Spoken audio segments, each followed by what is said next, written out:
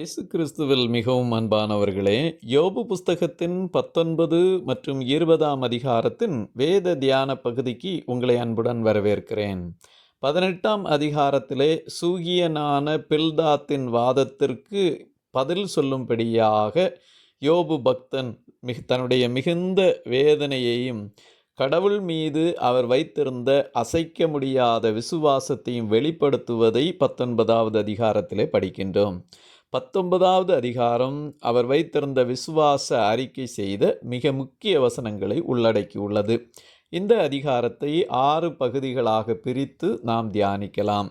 முதல் பகுதி 1ஆம் வசனத்திலிருந்து 5ஆம் வசனம் வரைக்கும் நண்பர்களின் குற்றச்சாட்டுகளுக்கு யோபுவின் பதிலாக அமைகிறது. 2வது பகுதி 6ஆம் வசனத்திலிருந்து 12ஆம் வசனம் வரைக்கும் கடவுளால் கைவிடப்பட்டதாக யோபு புலம்புகிறதை பார்க்க முடிகின்றது. 3வது பகுதி 13ஆம் வசனத்திலிருந்து 20ஆம் வசனம் வரைக்கும் தனிமைப்படுத்தப்பட்டு மற்றும் உறவுகளை இழந்ததை குறித்து பார்க்க முடிகின்றது.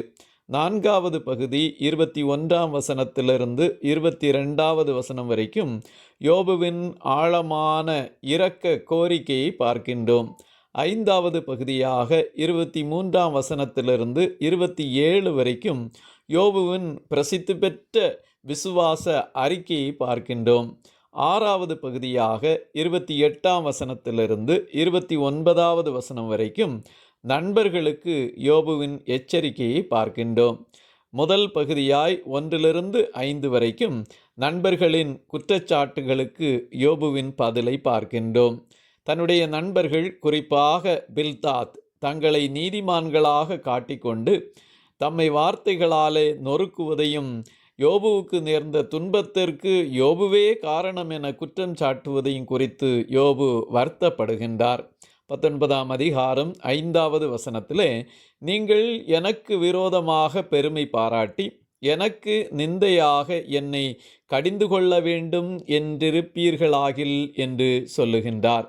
அவரை அவர்கள் கடிந்து கொண்டார்கள், அவருக்கு விரோதமாக பேசினார்கள் என்பதையே நாம் பார்க்கின்றோம். 2வது பகுதியாக கடவுளால் கைவிடப்பட்டதாக யோபு புலம்புவதை 6ஆம் வசனத்திலிருந்து 12 வரைக்கும் படிக்கின்றோம். யோபுவுக்கு அநீதி இழைக்கப்பட்டதாக கூறி யோபுவை சுற்றி தேவன் வலையை வீசினார் என்று அவரே வெளிப்படுத்துகின்றார். 19ஆம் அதிகாரம் 6வது வசனத்திலே, தேவன் என்னை கவிழ்த்து தம்முடைய வலையை என்மேல் வீசினார் என்று அறியுங்கள்.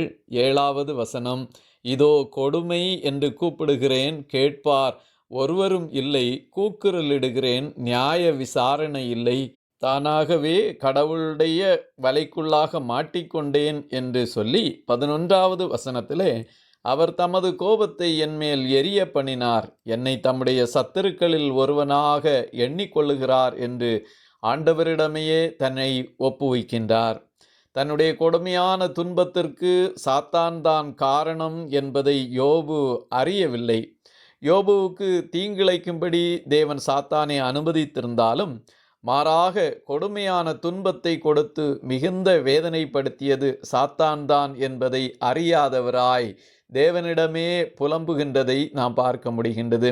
நம்முடைய வாழ்க்கையிலும் பல வேளைகளிலே ஆண்டவர் துன்பங்களை அனுமதிக்கின்றார், அது சாத்தானால் கொண்டு வரப்படுகிறது என்பதையும் நாம் புரிந்து கொள்ளலாம். 3வது பகுதியாக தனிமைப்படுத்தப்பட்டு உறவுகளை இழந்து நிற்கும் காட்சியை வர்ணனை செய்கின்றார். 13ஆம் வசனத்திலிருந்து 20 வரைக்கும் இதை பார்க்க முடிகின்றது. யோபுவின் சகோதரர்கள், உறவினர்கள், நண்பர்கள், தெரிந்தவர்கள் அனைவரும் அவரை விட்டு விலகி போய்விட்டனர். அவருடைய வீட்டில் உள்ள பணிவிடையாளர்கள் மனைவியும் கூட அவரை வெறுத்ததாக கூறி அவர் மனதளவிலான தனிமையை உணர்ந்து இந்த பகுதியை சொல்லியிருக்கின்றார். 19ஆம் அதிகாரம் 13வது வசனத்திலே, என் சகோதரரை என்னை விட்டு தூரப்படுத்தினார், எனக்கு அறிமுகமானவர்கள் எனக்கு அந்நியராய் போனார்கள், என் பந்து ஜனங்கள் விலகி போனார்கள், என் சிநேகிதர் என்னை மறந்து விட்டார்கள் என்று அவர் அழுகின்றார். 17ஆம் வசனத்திலே, என் சுவாசம் என் மனைவிக்கு வேறுபட்டிருக்கிறது, என் கர்ப்பத்தின் பிள்ளைகளுக்காக பரிதவிக்கிறேன் என்று புலம்புவதை பார்க்க முடிகின்றது. 19ஆம் அதிகாரத்தின் 19வது வசனத்திலே, என் பிராண சிநேகிதர் எல்லாரும் என்னை வெறுக்கிறார்கள், நான் சிநேகித்தவர்கள் எனக்கு விரோதிகளானார்கள் என்றே சொல்லுகின்றார். சங்கீதம் 41:9 என் பிராண சிநேகிதனும் நான் நம்பினவனும் என் அப்பம் புசித்தவனுமாகிய மனுஷனும் என்மேல் தன் குதிகாலை தூக்கினான் என்று சங்கீதக்காரர் புலம்புவதையும் நாம் பார்க்க முடிகின்றது. மட்டுமல்ல, தன்னுடைய நிலையை குறித்து 20வது வசனத்திலே சொல்லுகின்றார், என் எலும்புகள் என் தோலோடும் என் மாம்சத்தோடும் ஒட்டி கொண்டிருக்கிறது, என் பற்களை மூட கொஞ்சம் தோல் மாத்திரம் தப்பினது, கொஞ்சம் தோலோடு மட்டுமே எலும்பும் தோலுமாய் இன்றைக்கு வாழ்ந்து கொண்டிருக்கின்றேன் என்று தன் நிலைமையை பரிதாபமாய் எடுத்துரைக்கின்றார். 4வதாக, யோபுவின் ஆழமான இரக்கத்திற்கான கோரிக்கையை 21, 22வது வசனங்களிலே படிக்கின்றோம். தனக்கு நேர்ந்த இந்த கடுமையான இழப்புகளையாவது ஆண்டவர் கருத்தில் கொண்டு நண்பர்களாவது தனக்கு இறங்க வேண்டும் என்று அழைக்கின்றார். 19ஆம் அதிகாரம் 21வது வசனத்திலே, என் சிநேகிதரே எனக்கு இறங்குங்கள், எனக்கு இறங்குங்கள், தேவனுடைய கை என்னை தொட்டது என்று புலம்புவதை பார்க்க முடிகின்றது. தொடர்ந்து 5வது பகுதியாக யோபுவின் பிரசித்தி பெற்ற விசுவாச அறிக்கையை 23 27 வரைக்கும் நாம் படிக்கின்றோம். வேதனையின் உச்ச கட்டத்திலும் என் மீட்பர் உயிரோடு இருக்கிறார் என்று அறிக்கை செய்கின்றார். மட்டுமல்ல, அவர் பூமியின் மேல் நிற்பார், திரும்பவும் வருவார் என்பதை திடமாக நம்பியிருந்தார். தன்னுடைய சரீரம் முழுமையாய் அழிந்து போனாலும் கடவுளை தம்முடைய கண்களினாலே நேரில் காண்பேன் என்ற அசைக்க முடியாத நம்பிக்கையையும் வெளிப்படுத்துகின்றார். 23ஆம் வசனத்திலே, நான் இப்பொழுது சொல்லும் வார்த்தைகள் எழுதப்பட்டால் நலமாயிருக்கும், அவைகள் ஒரு புஸ்தகத்தில் வரையப்பட்டு அல்லது என்றைக்கும் நிலைக்க அவைகள் கருங்கல்லிலே ஒளிவெட்டாகவும் ஈய எழுத்தாகவும் பதிந்தால் நலமாயிருக்கும். என் மீட்பர் உயிரோடு இருக்கிறார் என்றும் அவர் கடைசி நாளில் பூமியின் மேல் நிற்பார் என்றும் நான் அறிந்திருக்கிறேன். இந்த என் தோல் முதலானவை அழுகி போன பின்பு நான் என் மாம்சத்திலிருந்து தேவனை பார்ப்பேன் என்று நித்திய நம்பிக்கையோடு கூட இதை எழுதுகின்றார். பரிசுத்த வேதத்தின் மற்ற புத்தகங்கள் எழுதப்படுவதற்கு முன்பாக எழுதப்பட்ட யோபு புத்தகத்திலே மறுமையை குறித்தும் நித்தியத்தை குறித்துமான சாட்சி எழுதப்பட்டிருக்கிறது. தானியேல் 12:2 பூமியின் தூளிலே நித்திரை பண்ணுகிறவர்களாகிய அநேகரில் சிலர் நித்திய ஜீவனுக்கும் சிலர் நித்திய நிந்தைக்கும் இகழ்ச்சிக்கும் விழித்து எழுந்திருப்பார்கள் என்று சொல்லப்பட்டிருக்கிறது. ஆகவே முழுமையாய் நான் என் மாம்சத்திலிருந்து தேவனை பார்ப்பேன், அவனுடைய சரீரம் கல்லறையில் அழுகி போன பின்பும் சரீர பிரகாரமாக முழுமையாய் உயிரோடு எழுந்து தன் கண்களினாலே மீட்பரை பார்க்க போகிறேன் என்று உறுதியாக சொல்லுகின்றார். மரித்தோர் உயிர்த்தெழுதல், தேவனுடைய விசுவாசிகளுக்கு ஆண்டவர் கொடுக்க இருக்கின்ற நியாய தீர்ப்பு ஆகியவைகள் அனைத்தும் மிக இரத்தின சுருக்கமாய் இந்த பகுதியிலே அடங்கி இருப்பதை நாம் பார்க்க முடிகின்றது. யோபு பக்தன் பரிசுத்த ஆவியானவருடைய ஏவுதலினாலே இந்த சாட்சியை நாம் சொல்லுவதை கண்டு கொண்டிருக்கின்றோம். ஆகவே இந்த உலகத்தின் அனைத்து துன்பங்களுக்கும் பாடுகளுக்கும் முடிவு உண்டு. உயிர்த்தெழுதல் நாளிலே அவை அனைத்துக்கும் பதிலுண்டு என்பதையும் நாம் நம்ப முடிகின்றது. நிறைவாக யோபு தன்னுடைய நண்பர்களுக்கு எச்சரிக்கையாய் சொல்லுகின்றார், காரியத்தின் மூலம் எனக்குள் கண்டுபிடிக்கப்படுகையில் நாம் ஏன் அவனை துன்பப்படுத்துகிறோம் என்று நீங்கள் சொல்ல வேண்டியதாமே என்று தன் நண்பர்களுடைய நிலையை குறித்து சொல்லுகின்றார். 20வது வசனத்திலே யோபுவின் நண்பராகிய சோப்பார் 2வது முறையாக இதில் தீயவர்களின் குறுகிய கால இன்பத்தையும் முடிவில் அவர்களுக்கு காத்திருக்கும் தெய்வீக தண்டனையையும் விவரிக்கின்றார். நாகமாத்தியனாகிய சோப்பார் ஒழுக்க சட்ட தொகுப்பு அறிந்தவராய் அதன் தத்துவமாய் பேசுகிறவர். சில காரியங்கள் இறையியல் வாதங்களுக்கு அடிப்படையாக சட்டத்திட்டங்களுக்கும் கற்பனைகளுக்கும் ஆதாரமாகவும் அமைகின்றது. சோப்பார் கூறின இந்த 20வது அதிகாரத்தை 4 பிரிவுகளாக பிரித்து தியானிக்கலாம்.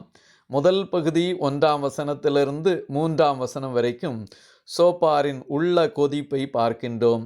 2வது பகுதி 4ஆம் வசனத்திலிருந்து 9வது வசனம் வரைக்கும் துன்மார்க்கரின் மகிழ்ச்சி தற்காலிகமானது என்பதை பார்க்கின்றோம். 3வது பகுதி 10ஆம் வசனத்திலிருந்து 19வது வசனம் வரைக்கும் செல்வமும் வளமும் பறிபோவதை குறித்து பார்க்கின்றோம். 4வது பகுதியாக 20ஆம் வசனத்திலிருந்து 29வது வசனம் வரைக்கும் கடவுளின் கோபம் மற்றும் நியாய தீர்ப்பை குறித்து பார்க்கின்றோம். முதல் பகுதி 1லிருந்து 3 வசனங்கள் சோப்பாரின் உள்ள கொதிப்பு. யோபுவின் வார்த்தைகளை கேட்டு ஆத்திரமடைந்த சோப்பார் தன் மனதிலுள்ள எண்ணங்களின்படி யோபுவுக்கு பதிலளிக்க முயற்சிக்கின்றார். 20ஆம் அதிகாரம் 3வது வசனத்திலே, நிந்தித்தேன் என்று நான் கடிந்து கொள்ளப்பட்டதை கேட்டேன், ஆனாலும் உணர்வினால் என் ஆவி பிரதியுத்தரம் சொல்ல என்னை ஏவுகிறது என்று தன்னுடைய இருதயத்தின் கொதிப்பை வெளிப்படுத்துகின்றார். 2வது பகுதியாக துன்மார்க்கரின் மகிழ்ச்சி தற்காலிகமானது என்பதை 4ஆம் வசனத்திலிருந்து 9 வரைக்கும் படிக்கின்றோம்.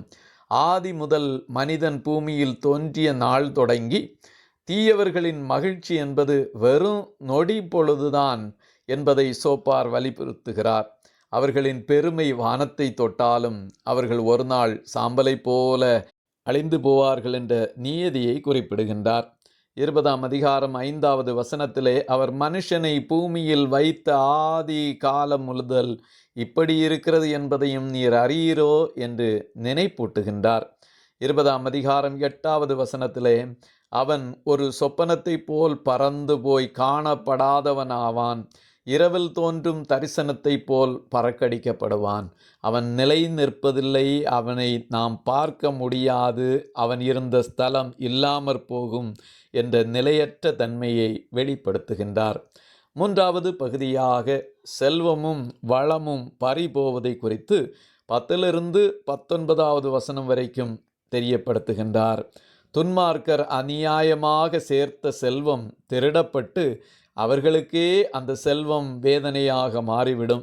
அவர்கள் ஏழைகளை நசுக்கி பெற்ற செல்வத்தை அவர்களால் அனுபவிக்கவே முடியாது, அதுவே அவர்களுக்கு விஷமாக மாறும் என்பதை குறித்து தெரியப்படுத்துகின்றார். 15வது வசனத்திலே, அவன் விழுங்கின ஆஸ்தியை கக்குவான், தேவன் அதை அவன் வயிற்றிலிருந்து வெளியே தள்ளிவிடுவார், அவன் அதை அனுபவிக்க முடியாது என்பதை தெரியப்படுத்துகிறார். 20ஆம் அதிகாரத்தின் 19வது வசனத்திலே, அவன் ஒடுக்கி ஏழைகளை கைவிட்டு தான் கட்டாத வீட்டை பறித்தபடியினாலே தேவகோபம் அவன் மேல் வரும், நியாயத்தீர்ப்புக்கு அவன் பாத்திரவான் என்பதை குறித்து தொடர்ந்துள்ள பகுதியிலே சொல்லுகின்றார்.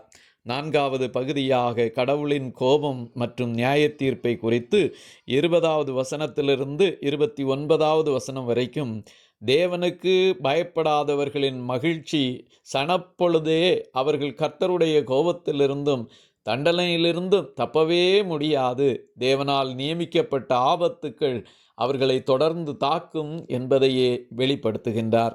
20ஆம் அதிகாரத்தின் 22வது வசனத்திலே, அவன் வேண்டுமென்கிற பரிபூரணம் அவனுக்கு வந்தபின் அவனுக்கு வியாகுலம் உண்டாகும், சிறுமைப்படுகிற ஒவ்வொருவருடைய கையும் அவன் மேல் வரும், இப்படியாய் அநியாயம் செய்கிறவர்கள் துன்பத்தை அனுபவிப்பார்கள். 20ஆம் அதிகாரம் 27, 29வது வசனங்களிலே, வானங்கள் அவன் அக்கிரமத்தை வெளிப்படுத்தி பூமி அவனுக்கு விரோதமாக எழும்பும், இதுவே தேவனால் துன்மார்க்கனுக்கு கிடைக்கும் பங்கும் அவன் செய்கைக்கு தேவனால் அவனுக்கு வரும் சுதந்திரமுமாகும் என்று சொல்லுகின்றார். இதை யோபு பக்தன் சொல்லும்போது 27ஆம் அதிகாரம் 13வது வசனம் அதன் தொடர் பகுதிகளிலே, பொல்லாத மனுஷனுக்கு தேவனிடத்திலிருந்து வருகிற பங்கும் கொடூரக்காரர் சர்வ வல்லவரால் அடைகிற சுதந்திரமும் என்னவெனில் என்று பல துன்பங்கள் அதிலே வரிசைப்படுத்தப்பட்டிருக்கிறது. நீதிமொழிகள் 16:4 வாசிக்கின்றோம், கர்த்தர் சகலத்தையும் தமக்கென்று படைத்தார், தீங்கு நாளுக்காக துன்மார்க்கனையும் உண்டாக்கினார். ஆகவே இந்த உலகத்திலே துன்மார்க்கருக்கு ஆண்டவருடைய நியாய தீர்ப்பு உண்டு என்பதை மிக தெளிவாக சோப்பார் எடுத்துரைக்கின்றார். நாம் கர்த்தருக்கு பயந்து நீதிமான்களாக வாழுவோம். இந்த உலகத்திலே துன்பம் அனுபவித்தாலும் நம் நேசரை நாம் முகமுகமாய் தரிசிப்போம், அவரோடு கூட பரம கானானுக்குள் பிரவேசிப்போம். கர்த்தர் உங்களை மென்மேலும் ஆசீர்வதிப்பாராக. ஆமேன், ஆமேன், ஆமேன்.